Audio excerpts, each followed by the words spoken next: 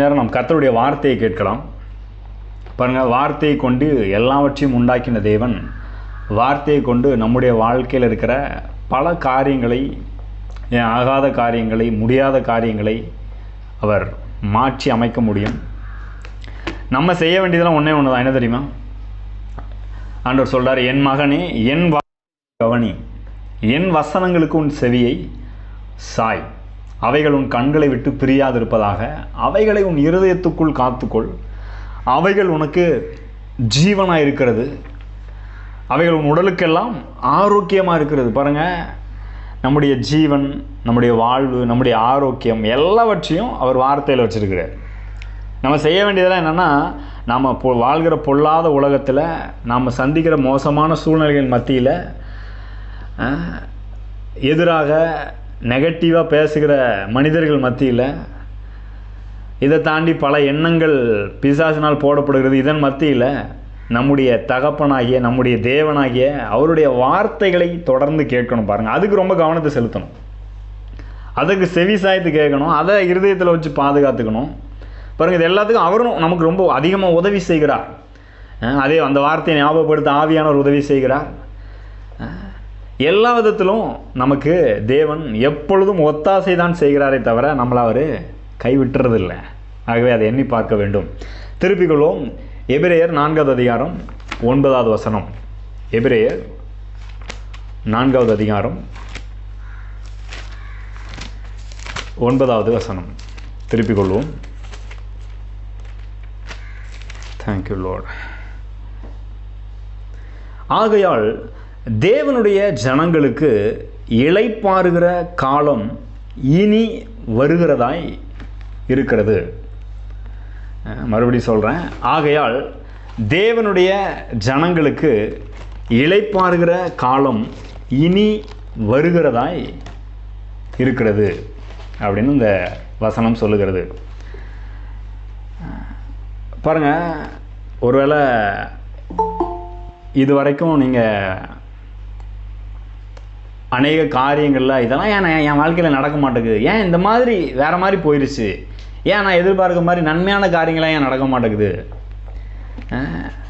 ஏன் இந்த காரியம்லாம் வாய்க்கலை அப்படிலாம் நீங்கள் ஒருவேளை யோசிச்சுட்டு இருந்தீங்கன்னா, நான் இந்த கால வேளையில் உங்களுக்கு சொல்கிறேன், நீங்கள் இளைப்பாறுகிற காலம் இனி வருகிறதாக இருக்கிறது. அது எதுவாகனா இருக்கட்டும், உங்களுக்கு ஒரு நல்ல இளைப்பாறுகிற எதிர்காலம் இனி வருகிறதா இருக்கிறது. நீங்கள் எதிர்பார்க்கிற ஒரு நன்மை இனி வருகிறதா இருக்கிறது. எப்படிங்க சொல்கிறீங்க, இது வரைக்கும் நடக்கலையே அப்படின்னு நீங்கள் ஒருவேளை யோசிச்சுட்டு இருக்கலாம். சில வேத பகுதியை வாசிக்க விரும்புகிறோம் பாருங்கள். ஏன்னா நிறைய பேருடைய கேள்வி என்னென்னா, பல வருஷம் ஆச்சுங்க, ஏன் இந்த மாதிரியே போயிட்டுருக்குது, ஏன் நான் நினச்ச மாதிரி நடக்கலை, ஏன் நல்லா இல்லை. நான் கூட அந்த மாதிரி யோசிச்சது உண்டு வாழ்க்கையில். சில இக்கட்டான நெருக்கடியான சூழ்நிலையை சந்திக்கும் போது, ஏன் எனக்கு மட்டும் இப்படி ஆயிடுச்சு, நல்லா இருந்திருக்கலாம் இல்லையா, யாரோ நல்லா இருக்கிறாங்க, நான் ஆண்டவர் தானே நம்பிட்டு இருக்கிறேன், நல்லா இருந்திருக்கலாம் இல்லையா அப்படின்ற ரீதியில் சில நேரங்களில் நம்ம யோசிக்கிறோம் இல்லையா. ஆனால் பாருங்கள், கர்த்தர் சொல்லுகிறார், இளைப்பாறுகிற காலம் தேவனுடைய ஜனங்களுக்கு இனி வருகிறதா இருக்கிறது. ஒருவேளை இது வரைக்கும் வரலான்னா சொல்கிறேன், இனி வருகிறதா இருக்கிறது உங்களுக்கு. திருப்பிக் கொள்வோம். யோவான் 5வது அதிகாரம், எல்லாருக்கும் தெரிந்த வேத பகுதி, ஆனால் வாசிக்கிறேன், கவனிங்க, நல்லா கவனிங்க, எப்படி இந்த இளைப்பாறுகிற காலம் வருகிறது அப்படின்னு கவனிங்க. யோவான் 5வது அதிகாரம் 1வது வசனத்திலிருந்து வாசிக்கிறேன். இவைகளுக்கு பின்பு யூதருடைய பண்டிகை ஒன்று வந்தது. அப்பொழுது இயேசு எருசலேமுக்கு போனார். எபிரேய பாஷையிலே பெதஸ்தா என்னப்பட்ட ஒரு குளம் எருசலேமில் ஆட்டு வாசலின் அருகே இருக்கிறது. அதற்கு 5 மண்டபங்கள் உண்டு. அவைகளிலே குருடர், சப்பானிகள், சூம்பின உறுப்பு உடையவர்கள் முதலான வியாதிக்காரர் அநேகர் படுத்திருந்து தண்ணீர் எப்பொழுது கலங்கும் என்று காத்து கொண்டிருப்பார்கள். ஏனெனில் சில சமயங்களிலே தேவதூதன் ஒருவன் அந்த குளத்தில் இறங்கி தண்ணீரை கலக்குவான். தண்ணீர் கலங்கின பின்பு யார் முந்தி அதில் இறங்குவானோ அவன் எப்பேற்பட்ட வியாதிக்காரனாய் இருந்தாலும் சொஸ்தமாவான். 38 வருஷம் வியாதி கொண்டிருந்த ஒரு மனுஷன் அங்கே இருந்தான். படுத்திருந்த அவனை இயேசு கண்டு, அவன் வெகுகாலமாய் வியாதியஸ்தன் என்று அறிந்து அவனை நோக்கி, சொஸ்தமாக வேண்டுமென்று விரும்புகிறாயா என்று கேட்டார். அதற்கு வியாதியஸ்தன், ஆண்டவரே, தண்ணீர் கலக்கப்படும் போது என்னை குளத்தில் கொண்டு போய் விடுகிறதற்கு ஒருவரும் இல்லை. நான் போகிறதற்குள்ளே வேறொருவன் எனக்கு முந்தி இறங்கி விடுகிறான் என்றான். இயேசு அவனை நோக்கி, எழுந்திரு, உன் படுக்கையை எடுத்துக்கொண்டு நட என்றார். உடனே அந்த மனுஷன் சொஸ்தமாகி தன் படுக்கையை எடுத்துக்கொண்டு நடந்து போனான். அந்த நாள் ஓய்வு நாளாய் இருந்தது. ஆதலால் யூதர்கள் குணமாக்கப்பட்டவனை நோக்கி, இது ஓய்வு நாளாய் இருக்கிறதே, படுக்கையை எடுத்துக்கொண்டு போகிறது உனக்கு நியாயம் அல்ல என்றார்கள். அவன் அவர்களுக்கு பிரதியுத்தரமாக, என்னை சொஸ்தமாக்கினவர் உன் படுக்கையை எடுத்துக்கொண்டு நடவென்று எனக்கு சொன்னார் என்றான்.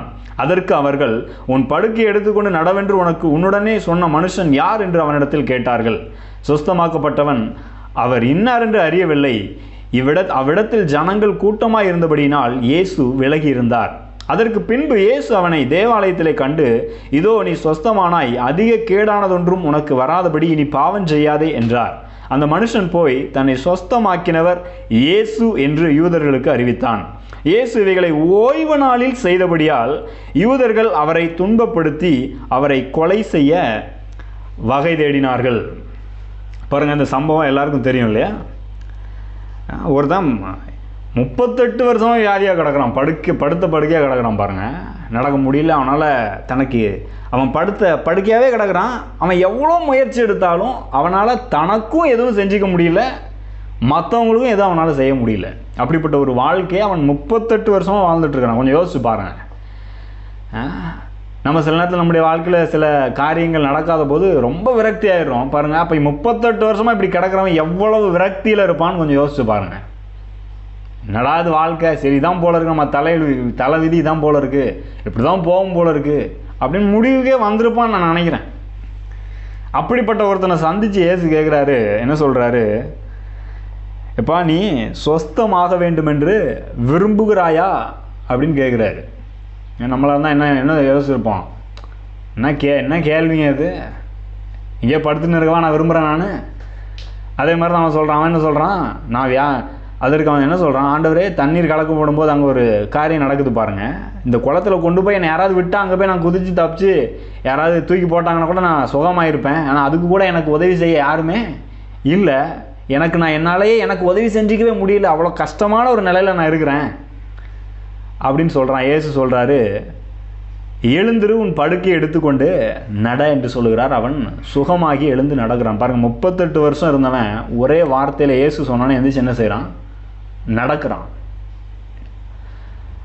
அந்த நாள் ஓய்வு நாளாக இருந்தது. பாருங்கள், ஓய்வு நாளில் இவனுடைய வாழ்க்கையினுடைய ஒரு விரக்தி நிலையிலிருந்து ஓய்வு கொடுத்து நல்ல இளைப்பாறுதல் கொடுத்து எந்திரிச்சு போப்பான்னு அனுப்புனா, அந்த கோயிலில் இருக்கிறவங்க என்ன சொல்கிறாங்க?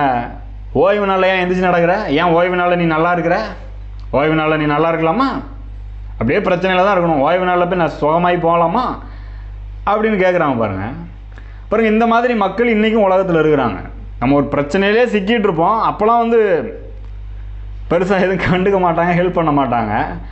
ஆனால் நம்ம நல்லாகி போகும்போது, நல்லாயிட்டியா நீ, அதை ஒரு இதாக பார்க்குறதும், ஏன் இன்றைக்கி இதாச்சு அப்படின்னு அதை தவறான விதத்தில் தவறான கண்ணோட்டத்தில் பார்க்கக்கூடிய ஆட்கள் இன்றைக்கும் இருக்கிறாங்க. இன்றைக்கி அப்படிப்பட்ட மதத்தை சேர்ந்தவர்கள் இருக்கிறாங்க. கோயிலுக்குள்ளே அந்த மாதிரி ஆட்களும் இருக்க தான் செய்கிறாங்க. ஆனால் ஆண்டவர் அதை விரும்பலை. நீங்கள் எத்தனை வருஷம் எப்பேற்பட்ட இக்கட்டில் சிக்கி தவிச்சிட்டு இருந்தாலும் அந்த நிலையிலிருந்து அவர் உங்களை உடனே என்ன செய்கிறாரு? இளைப்பாறுதலுக்குள் பிரவேசிக்க பண்ணுகிறார். அதனால தான் நான் உங்களுக்கு சொல்கிறேன், நீங்கள் எத்தனை வருஷம் எப்பேற்பட்ட பிரச்சனையில் சிக்கிட்டு இருந்தாலும், இல்லை ஒரு மனதில் இருக்கலாம், சரீரத்தில் இருக்கலாம், இல்லை குடும்பத்தில் இருக்கலாம், எப்படி வேணால் இருக்கட்டும், நான் சொல்லுகிறேன், நீங்கள் இளைப்பாறுகிற காலம் இனி உங்களுக்கு வருகிறதா இருக்கிறது. பாருங்கள், இப்போவே அந்த பிரச்சனையிலிருந்து, அந்த கஷ்டத்திலிருந்து, அந்த சூழ்நிலையிலிருந்து நீங்கள் வெளியேறி நல்ல நிலையை அடைய முடியும். ஏனென்றால் ஆண்டவராகிய இயேசு ஓய்வு நாளுக்கும் ஆண்டவராக இருக்கிறார். சுற்றி இருக்கவங்களாம் இவெல்லாம் எங்கே நல்லா இருக்க போகிறான், அவ்வளோதான், போச்சு போய் வாழ்க்கை இவ்வளோதான் அப்படின்னு அவன் சுற்றி இருக்கவங்க சொல்லலாம். ஒருவேளை நீங்களே சரி நம்ம வாழ்க்கை இவ்வளோதான் போல இருக்குது அப்படின்னு நினச்சிட்டு இருக்கலாம். பாருங்கள், அந்த நேரத்தில் ஆண்டவர் என்றாகிறாரு, கண்டிப்பாக உன் வாழ்க்கை இன்றைக்கே சரி பண்ணுறேன் பாருன்னு சரி பண்ணி அனுப்புகிறார். பாருங்கள், இப்படிப்பட்ட வார்த்தைகள் வரும்போது நான் இந்த வாக்கு தத்தங்களை பேசும்போது நான் சொல்லி கொண்டிருக்கிறேன் அடிக்கடி. இந்த வாக்கு தத்தங்களெல்லாம் எப்படிங்க சுதந்திரிக்கிறது? ஒரே ஒரு முதல் விஷயம் என்ன அப்படின்னா, இதை எனக்கு தான் சொல்கிறாரு ஆண்டவர் அப்படின்னு எடுத்துக்கணும். அங்கே தான் நீங்கள் வந்து அந்த வாக்குத்தத்தத்தை உங்களுடையதாக எடுத்துக்கொள்கிறீர்கள். யாருக்கோ சொல்லப்பட்டிருக்கு அப்படின்னு நினச்சிங்கன்னா அது உங்களுடையதாக மாறாது பாருங்கள். நீங்கள் இயேசுவிடத்தில் சுகம் பெற்றுக்கொள்ள வந்த யாரை வேணால் பாருங்கள், அப்படியே ஒரு ஆவலாக அப்படியே எதிர்பார்ப்பாங்க, அப்படியே பெற்றுக்கொண்டு போயிடுவாங்க. இயேசு தன்னிடத்தில் வந்த எல்லாருக்கும் சுகத்தை கொடுத்துருக்கிறார் பாருங்கள். அவருடைய பிள்ளைகளாக இருக்கிற நமக்கு நம்முடைய வாழ்க்கையில் அப்படிப்பட்ட இளைப்பாறுதலை சுகத்தை கொடுக்க மாட்டார்னு நினைக்கிறீங்களா? பாருங்கள், யாரால் வேண்டுமானாலும் ஆகாமல் இருக்கலாம், அவரால் ஆகாதது என்று ஒன்றும் இல்லை. அவரால் எல்லாம் கூடும் என்று வேதம் சொல்லுகிறது.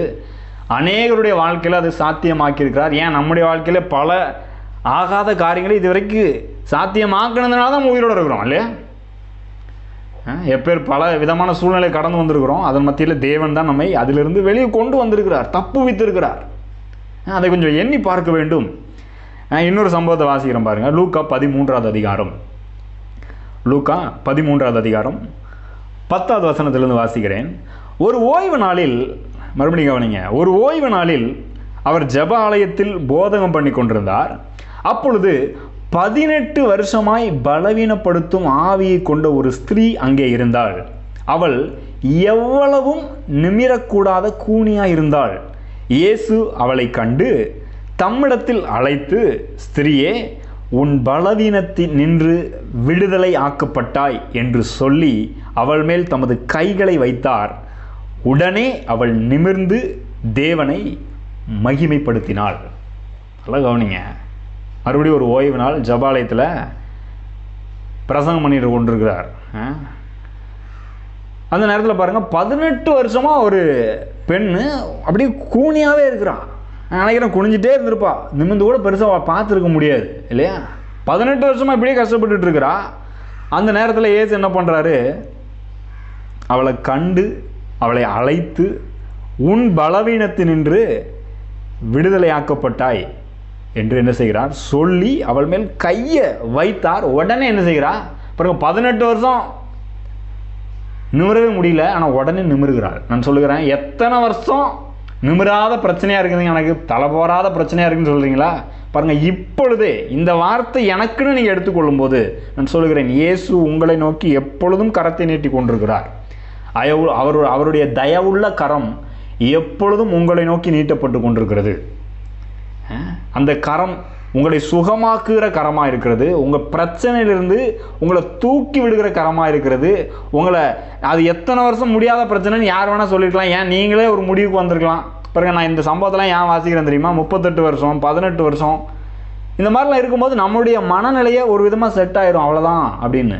பாருங்க, அந்த மாதிரி நிலையில் கூட வந்து இயேசு உதவி செய்கிறார். அதுக்காக தான் இதை வாசிக்கிறேன் நான். இந்த ஒவ்வொரு வேத பகுதியிலும் இந்த வேத பகுதியில் கூட பாருங்கள், இந்த பெண் பாருங்கள் கொஞ்சம் கூட நிமிர்ந்து பார்த்துருக்க முடியாது இல்லையா? இவருடைய பார்வையெல்லாம் எப்படி இருந்திருக்குன்னு நினைக்கிறீங்க? கீழே இருக்கிற புழுதியையும் கீழே இருக்கிற செருப்பையும் இப்படியே தான் பார்த்துட்டு அலைஞ்சிருக்கணும் இல்லையா? வாழ்க்கையில் ஒரு மேலே நிமிர்ந்து நல்ல காரியங்கள்லாம் பார்த்துருக்க முடியாது. எவ்வளோ காரியங்கள் தேவன் உண்டாக்கி வச்சிருக்கிறார், அதெல்லாம் பார்த்து சந்தோஷப்பட்டிருக்க முடியாது. ஏன்னா நிமிர்ந்தா வலிக்கும், நிமிர முடியாத ஒரு நிலை. பாருங்க, அங்கே அதான் அந்த வசனம் அதான் சொல்லுது இல்லையா? 18 வருஷமாக பலவீனப்படுத்தும் ஆவியை கொண்ட ஒரு ஸ்திரீ, பலவீனப்படுத்திக்கிட்டே இருக்குது அந்த ஆவி. அவளை எவ்வளவும் நிமிரக்கூடாத கூனி அப்படின்னு சொல்லப்பட்டிருக்கு. எவ்வளவு ஒரு கொடிய ஒரு சூழ்நிலை பாருங்கள். கொஞ்சம் கூட நிமிர முடியலங்கன்ற நிலையில் இருக்கிறா. பாருங்கள், உங்கள் வாழ்க்கையில் நீங்கள் கொஞ்சம் கூட இதுலேருந்து முன்னேற முடியலங்க, கொஞ்சம் கூட இந்த பண விஷயத்தில் முன்னேறவே முடியலங்க, இப்படியே போயிட்டு இருக்குது, கொஞ்சம் கூட தொழிலில் முன்னேற்றம் இல்லைங்க அப்படின்னு நினைக்கிறீங்களா? நான் சொல்கிறேன், உங்களை அதிலிருந்து நிமிர பண்ணுகிற தேவன் தம்முடைய கரத்தை நீட்டி உங்களை அந்த நிலையிலிருந்து நிமிர பண்ணுவார். அதை தான் அவர் சொல்கிறார். அதை தான் இந்த சம்பவத்திலிருந்து நம்ம வாசிக்கிறோம். வெறும் இந்த கூனியை நிமிர பண்ணுறது மட்டும் இல்லை, நம்முடைய வாழ்க்கையின் எந்த நிலையிலிருந்தும் நம்மை அவரால் நிமிர பண்ண முடியும். நிச்சயமாக நிமிர பண்ணுகிறார். நான் அதை பெரிதாய் நம்புகிறேன். ஆமாம், நீங்கள் நம்புறீங்களா? இதை விசுவாசிக்கிறீங்களா? இப்படி என்னையும் அவர் நிமிர பண்ணுவார் அப்படின்னு நான் சொல்கிறேன். கண்டிப்பாக உங்களை நிமிர பண்ணுவார். இன்னொரு வேத பகுதியை வாசிக்கலாம். லூக்கா 6வது அதிகாரம். பாருங்கள், இந்த வேத பகுதியை நீங்கள் எடுத்து மறுபடி தியானித்து பாருங்கள், நல்லா தியானிங்க. இந்த மாதிரி எனக்கும் நடக்குமான்னு பாருங்கள், கண்டிப்பாக நடக்கும் உங்களுக்கும். ஒருவேளை இன்னும் குழம்பிட்டு இருக்கீங்களா? இந்த இன்னொரு வேத பகுதிக்கு வாங்க. லூக்கா 6வது அதிகாரம் 5வது வசனத்திலிருந்து வாசிக்கிறேன். மேலும் மனுஷகுமாரன் ஓய்வு நாளுக்கும் ஆண்டவராக இருக்கிறார் என்றார். வேறொரு ஓய்வு நாளிலே அவர் ஜபாலயத்தில் பிரவேசித்து உபதேசித்தார். அங்கே சூம்பின வலது கையை உடைய ஒரு மனுஷன் இருந்தான். பாருங்க, அவர் ஜபாலயத்துக்கு போகிறாரு, ஓய்வு நாளெல்லாம் போய் பிரசங்கம் பண்ணுறாரு. என்ன பிரசங்கம் பண்ணியிருப்பார்னு நினைக்கிறீங்க? கவலைப்படாதீங்கப்பா, கர்த்தர் கூட இருக்கிறாரு, பிரச்சனையில் இருக்கீங்களா, அப்படியே இருந்துக்குவாங்க, எப்படியாவது நம்ம பரலோகம் தப்பிச்சு போயிடலாம், அப்படி பிரசங்கம் பண்ணியிருக்கவே மாட்டார் கண்டிப்பாக. ஏன்னா அவருடைய ஸ்டார்டிங் பிரசங்கமாக என்ன தெரியுமா? மனம் திரும்புங்கள், பரலோக ராஜ்யம் சமீபித்திருக்கிறது. அப்படின்னா என்ன அர்த்தம் தெரியுமா? இப்போ நம்ம ஊர்லலாம், நம்ம பொதுவாக தமிழ்நாட்டில் நம்ம நிறைய பார்க்குறோம். நான் சின்ன வயசுலேருந்து நிறைய கேள்விப்படுற ஒரு விஷயம் இருக்குது. என்ன தெரியுமா?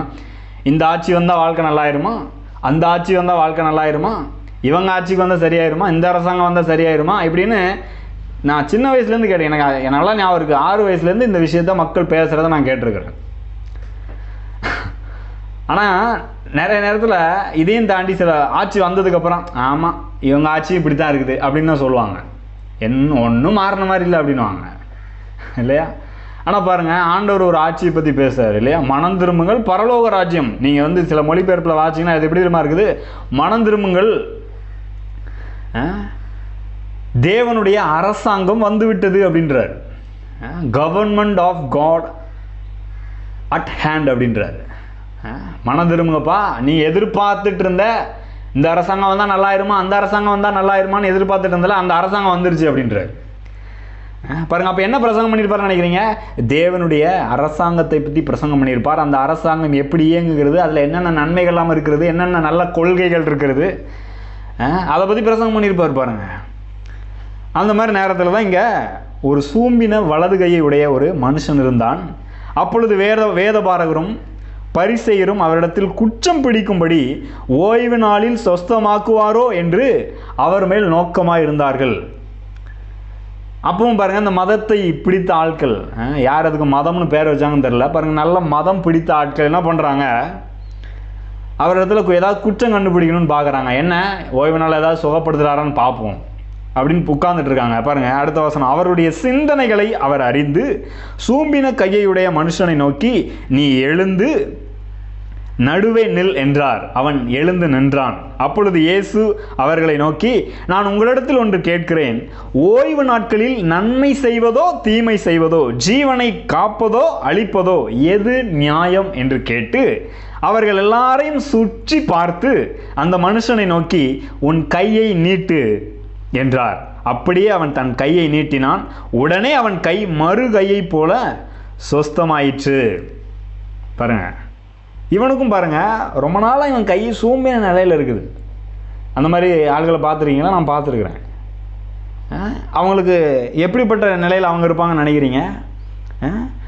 ஒரு நமக்கு மட்டும் இப்படி இருக்குதே, நம்முடைய வாழ்க்கை மட்டும் ஏன் இந்த மாதிரி இருக்குது, ஏன் நம்ம கை மட்டும் இந்த மாதிரி இருக்குது அப்படின்னு ரொம்ப ஒரு வேதனையோட, தாழ்வு மனப்பான்மையோட அப்படி தான் வாழ்ந்துட்டு இருந்திருப்பாங்க. இன்னும் கேட்டால் மற்றவர்களும் அப்படிப்பட்ட ஆள்களை பெருசாக மதிக்க மாட்டாங்க. நான் பார்த்துருக்குறேன், கண் கூட பார்த்துருக்குறேன் நான்.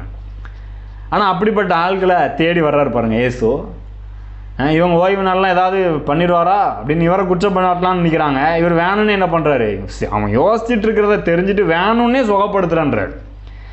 ஒருவேளை நீங்கள் முன்னேறத, நீங்கள் நல்லா வர்றத யாராவது குற்றம் சாட்டும்படி நிற்கிறாங்களா? நான் சொல்கிறேன், அவங்க இன்னும் குமுறட்டும், அவங்க இன்னும் வயிற்றெறியட்டும்னே ஆண்டவர் உங்களுக்கு நல்லது செய்வார் கண்டிப்பாக. இது எல்லாத்துக்கு மேலே பாருங்கள், பிசாசு நம்ம நல்லா இருக்கக்கூடாதுன்னு ரொம்ப வயிற்றெறிஞ்சிட்டு இருக்கிறான். அவனுடைய வயிற்றெரிச்சல் இன்னும் அதிகமாக வேண்டும் என்றே தேவன் நம்மை நன்றாக்குவார். ஏனென்றால் நாம் இளைப்பாறுதலோடு இருக்க வேண்டும் என்று தேவன் விரும்புகிறார். ஆனால் இந்த 3 நபர்களையும் பாருங்கள், பல ஆண்டுகளாக தங்களுடைய நிலையில் மோசமான நிலையில் இருக்கிறாங்க. தங்களுக்கும் உதவி செய்ய முடியல, மற்றவங்களுக்கும் உதவி செய்ய முடியல, தங்களுடைய வாழ்க்கையை உயர்த்தி கொண்டு போக முடியல, ஒரு மோசமான நிலையில் தொடர்ந்து வாழ்ந்து கொண்டே இருக்கிறாங்க. எவ்வளவோ முயற்சித்தும் முன்னேற முடியலங்க அப்படின்ற நிலையில் இருக்கிறாங்க. நம்ம கூட நிறைய நேரத்தில் அந்த மாதிரி அனுபவிச்சிருக்கலாம்.